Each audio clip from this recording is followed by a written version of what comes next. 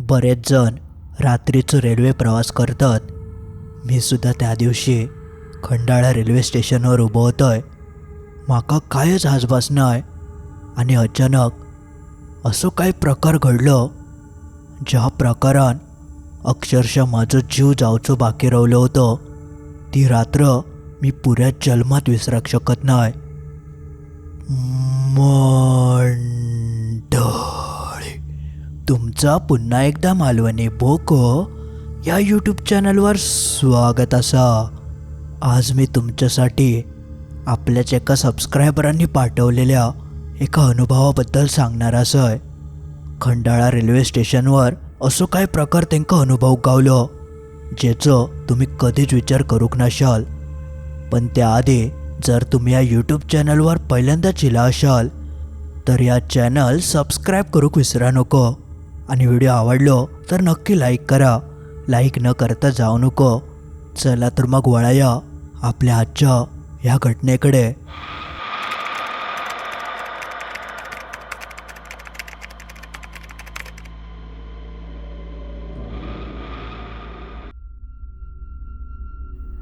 नमस्कार, माझं नाव कुमार.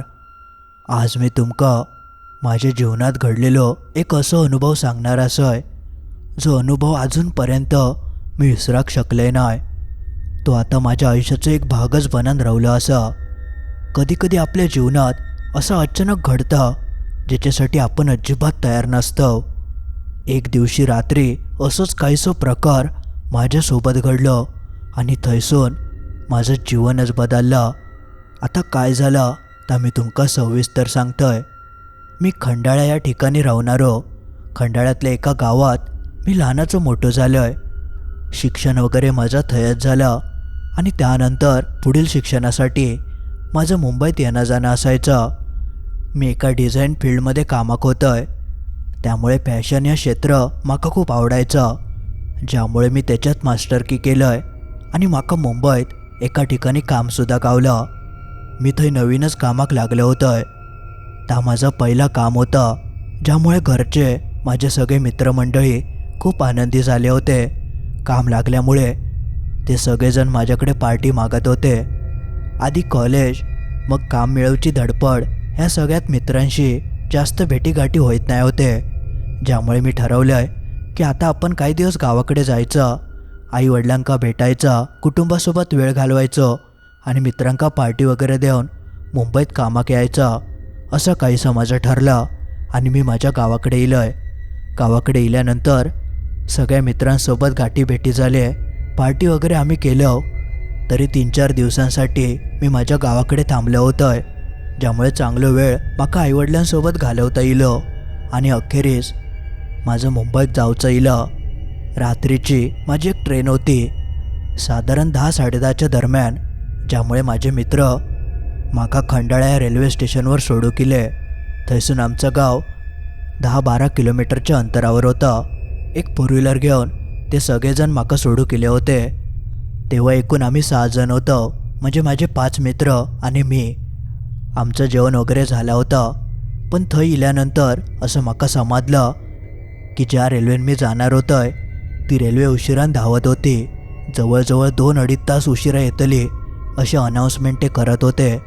म्हणजे रात्रीचे 1 नाहीतर 2 तरी वाजणारच होतं, कारण पुढे अजूनही लेट होऊ शकतं.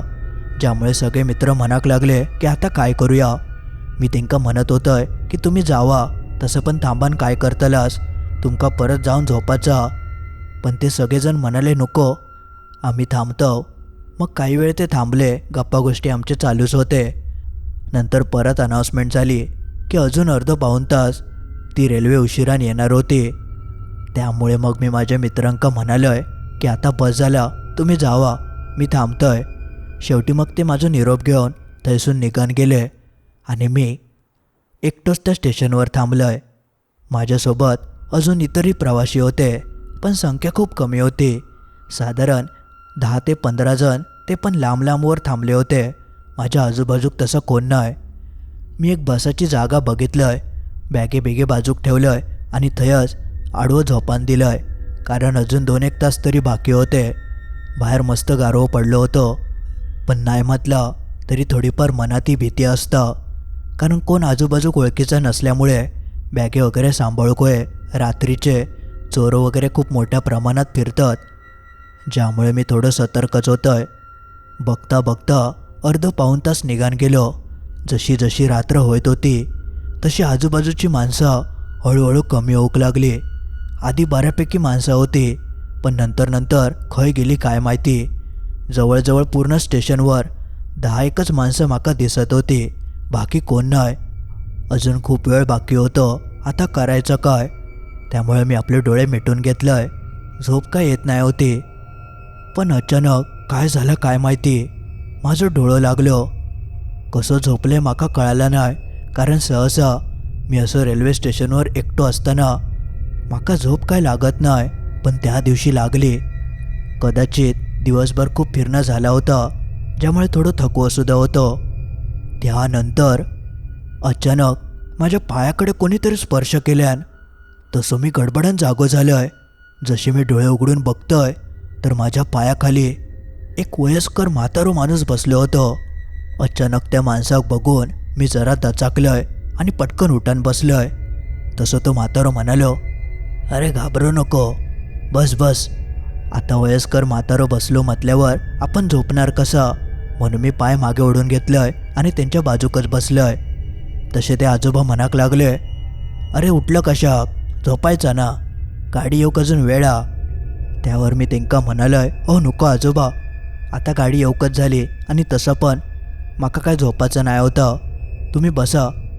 मग आम्ही दोघवले ते बसा नव्हतं. तेवढ्यात तो म्हातारो काय काय माका बोलाक लागलो की माका असं भविष्य वगैरे बघूक येतं. मी माणसांची राशी वगैरे बघून सगळं भाकीत वगैरे सांगतोय असं ते आपलं काय काय सांगत होते. आणि बाकी काय काम नसल्यामुळे मी आपलं त्यांचं बोलणं ऐकत होतोय. बोलता बोलता त्या म्हाताऱ्यान माका सांगितल्यान, तसा पण आता आपण दोघे असेच बसानव, तर मी तुझं भविष्य बघू काय. त्याचं तर बोलणं ऐकन माका तर पहिल्यांदा काय खरा वाटलात नाही, पण तसं पण माका थंय करूक काय नाही होतं. म्हणून मी म्हटलंय की मरो बघूया तरी हो म्हातारो काय सांगतं. म्हणून मी म्हटलं की ठीक आहे, बघा आजोबा, माझं काय भविष्य आता सांगा. माका खरं तर अशा गोष्टींवर विश्वास नसायचो. तसा त्या माणसान माझा हात त्याच्याकडे घेतल्यान आणि हात माझं तो बघूक लागलो. तिने माका माझी रास विचारल्यान मी राशीचं नाव सांगितलंय. आणि त्यानंतर त्या म्हाताऱ्या माणसान माका जा जा काय सांगितल्यान ता ऐकन माका तर घामच फुटाक लागलो. कारण ना ह्या आधी मी तेका कधी बघितलं होतंय, ना आमचं कधी बोलणं काय झालं होतं.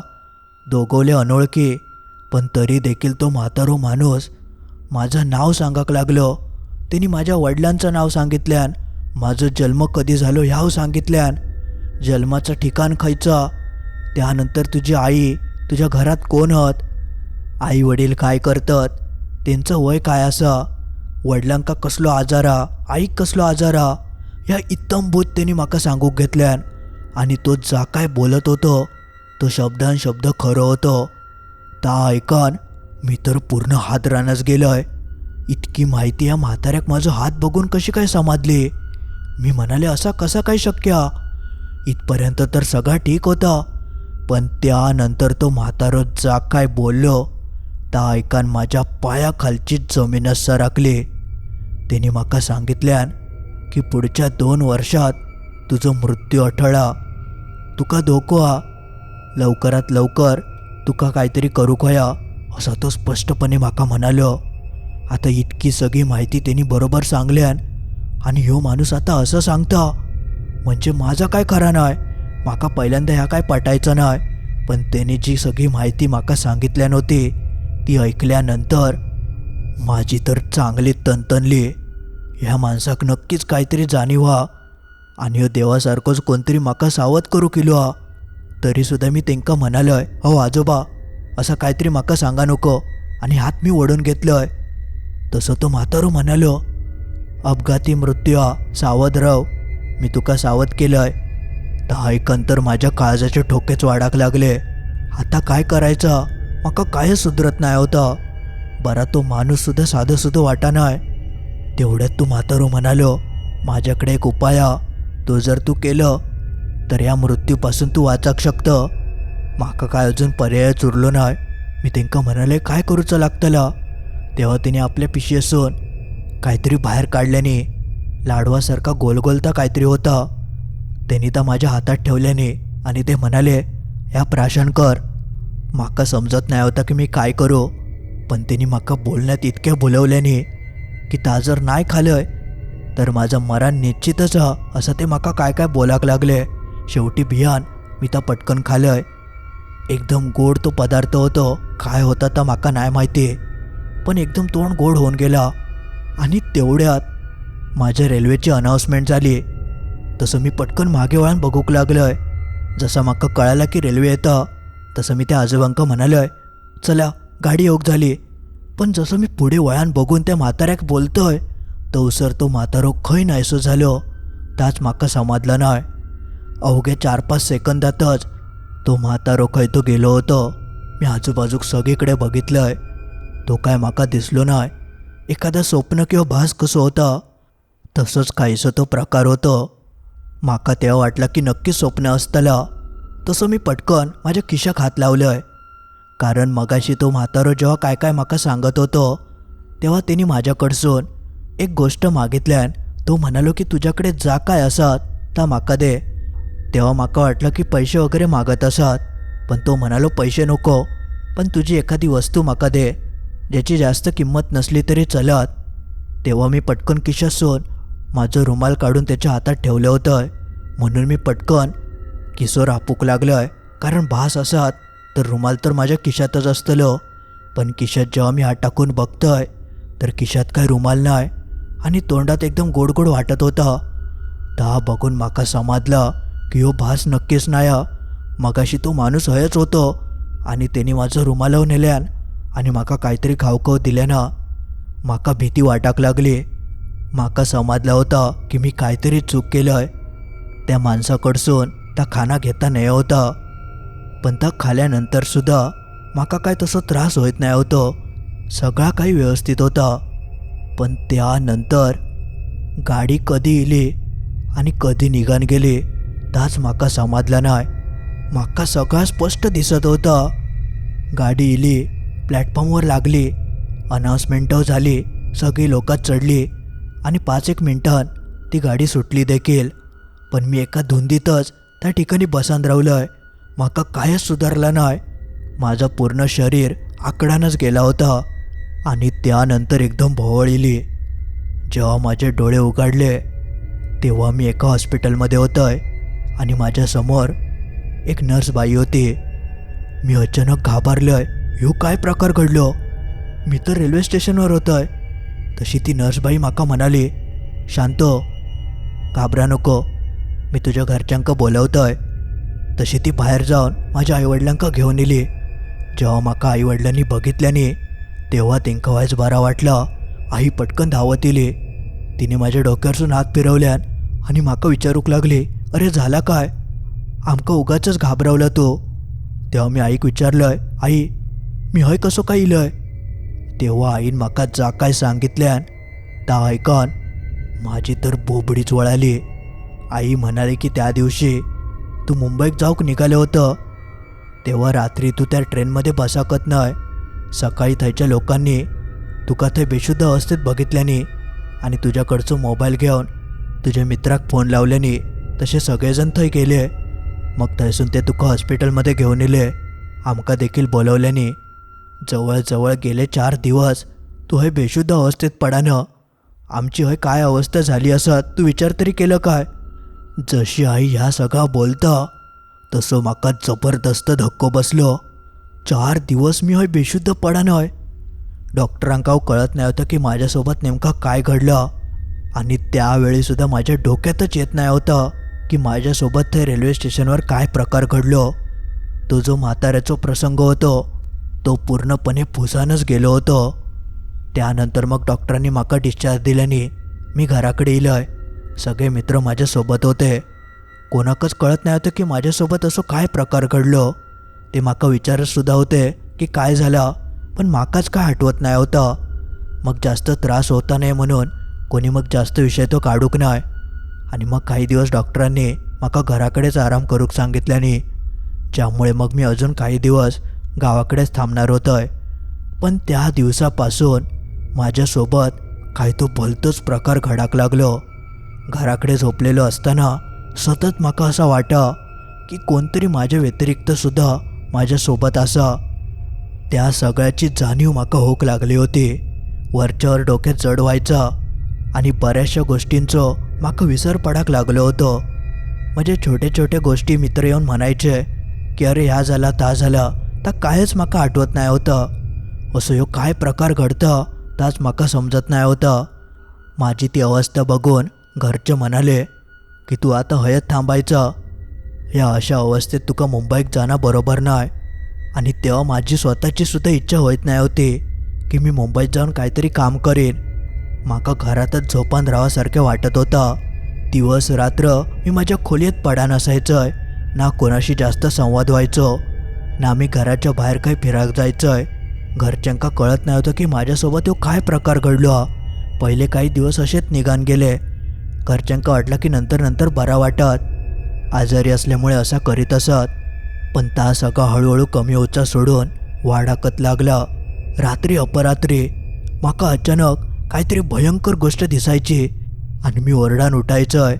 हे असे प्रकार याआधी कधीच घडले नाही होते. माझं वागणंसुद्धा बदललं होतं. चिडचिड करूक लागलं होतं आणि दिवसासून वरच्यावर माका झोप यायची आणि माझं विस्मरणाचं प्रकारसुद्धा वाढाक लागलं होतं. मित्रांची नावंसुद्धा माझ्या लक्षात यायची नाही. सगळ्यांका वाटायचं की मी मस्करी करतोय. बघता बघता 7-8 दिवस निघान गेले. घरच्यांनी माका दुसऱ्या डॉक्टरांकडे नेल्याने तर चेकिंग वगैरे करूनसुद्धा तसा काय समोर इला नाही. सगळं नॉर्मल होतं. पण सगळं काही ठीक असूनसुद्धा माका काय तर ठीक वाटा नाही. आणि त्यानंतर जो काय प्रकार घडलो त्या प्रकारान घरचे हादरले. रात्रीची वेळ होती. आई पप्पा खोलीत झोपलेले. तेवढ्यात आईच्या कानी आवाज पडलो. तो आवाज कोणतरी गच्चीवरसून दबादब धावता असं तो पावलांचा आवाज होतो. आई म्हणाली एवढ्या रात्री गच्चीवर कोण धावता. तसं त्यांनी पप्पांक उठवल्यान पप्पांका ती म्हणाली हो गच्चीवर बघा ना कोणतरी धावता. त्यांनी आवाज ऐकल्याने आणि ते म्हणाले थांब मी बघून येतोय असा म्हणान ते गच्चीवर जाऊक लागले. जसे ते गच्चीवर जाऊन दार उघडतात आणि समोर बघतात तर मी स्वतः गच्चीवर येड्यासारखं हडेसून तडे पळत होतोय आणि माझे केस बीस पूर्ण विखुरलेले आणि माझं वागणं एकदम विचित्रच होतं. ता बघता क्षणी त्यांका कळालं की ह्यो काहीतरी वेगळं प्रकार असं ह्यो कधीच करूक शकत नाही. त्यांनी पटकन आईकसुद्धा वर बोलवून घेतल्याने आईनं बघितल्यान तेव्हा तिका तर खराच वाटा नाही. मग पप्पांनी माका अडवल्याने आणि हात धरून ते माका खाली घेऊन गेले. तेव्हा मी अक्षरशः येड्यासारखं काय बडबडत होतोय. माझ्या तोंडासून कधीच असे अपशब्द वगैरे निघत नाही. पण त्या रात्री मी आई पप्पांका खूप काय काय बोललोय. म्हणजे त्या सगळा माझ्या मनासून येत नाही होता. माझ्यावर कोणतरी कंट्रोल करत होता. पण तेव्हा तर माका समजा नाही. पण आई पप्पांका मात्र कळाला की ह्यो काहीतरी बाहेरचो प्रकार.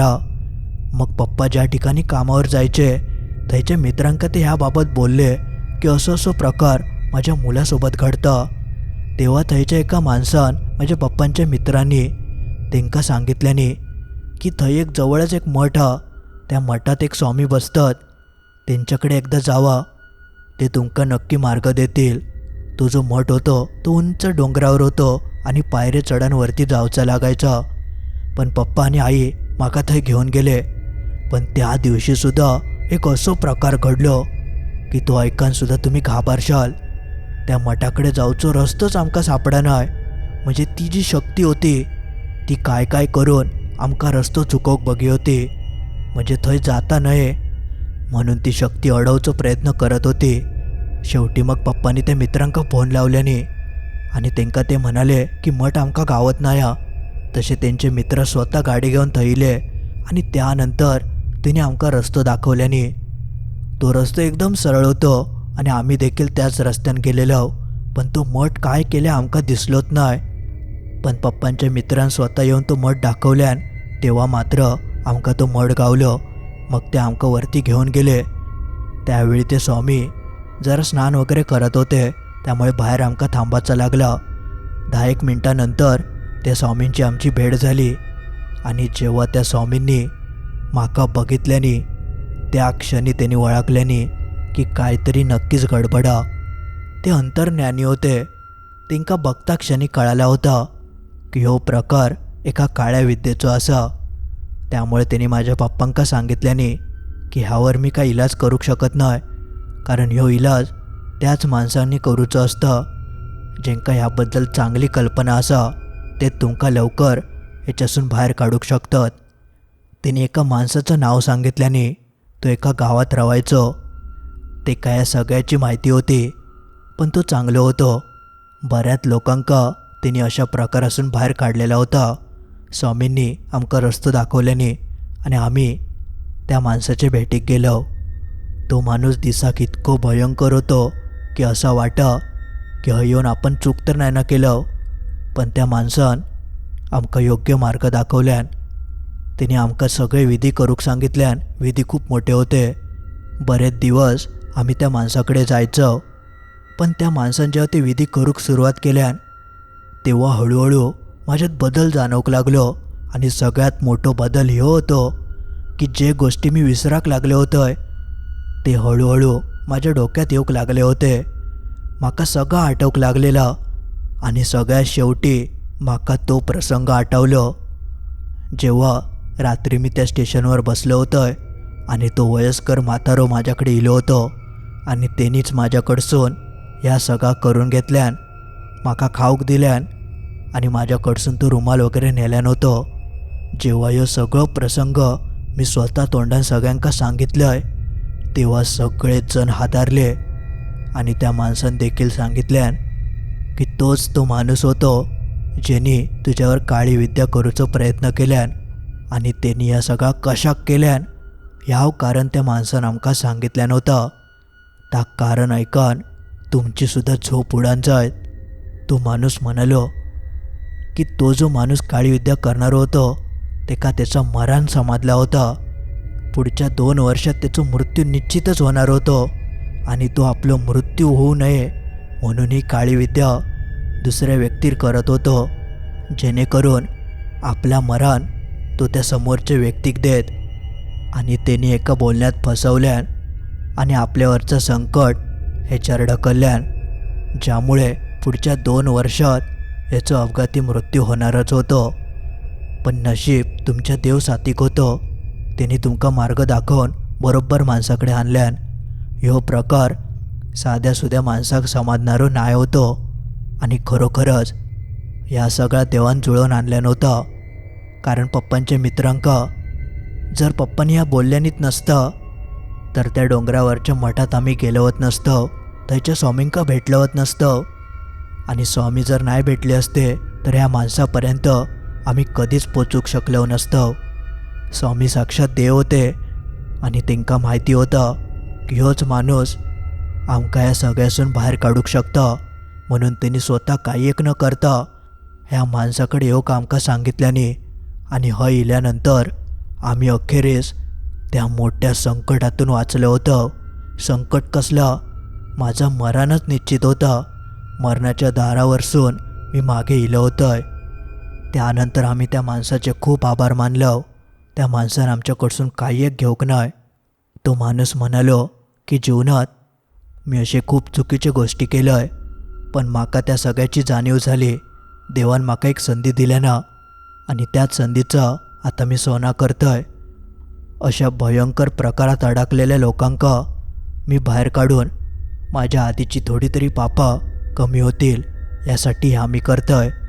म्हणजे थोडक्यात त्या माणसाकसुद्धा देवानंच ह्या सगळा करूक सांगितल्या नव्हता. अशी देखील माणसं असतात ज्यांच्या हातून चूक होतं, पण ती चूक सुधारूसाठी देव त्यांका संधी देता आणि मग तीच माणसं चांगली होऊन लोकांची मदत करतात.